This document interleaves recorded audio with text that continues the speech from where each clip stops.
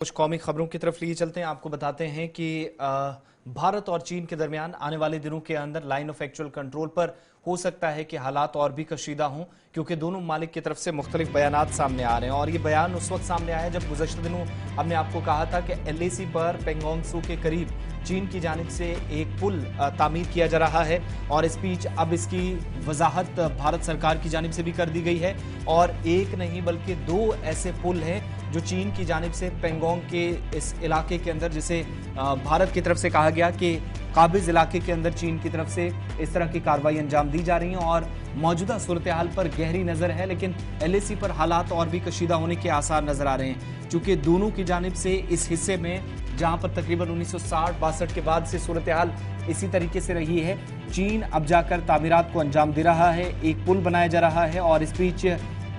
जानकारी के मुताबिक पहले जो कुछ सैटेलाइट इमेजेस सामने आई थी, जिससे पता चला था कि चीन की जानिब से इस साल की शुरुआत में इस तरह की तामीरात की गई थी और अब जाकर 20 किलोमीटर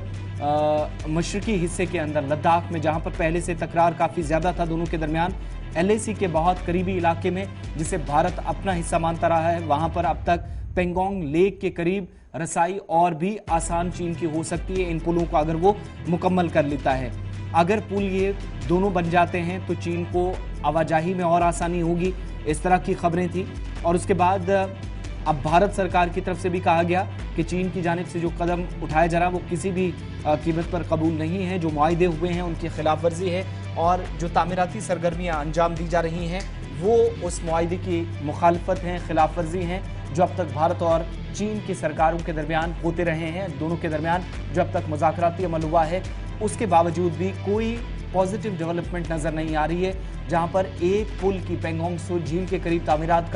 की इतलात थी, अब जाकर दो पुल यहां पर बनाए जाने की खबर सामने आई है, जिसके बाद एक बार फिर से ये मामला काफ़ी ज़्यादा सुर्खियों में है। लेकिन सूरत हाल पर नज़र, ये भारत सरकार का मानना है चीन तामीरात अंजाम दे रहा है।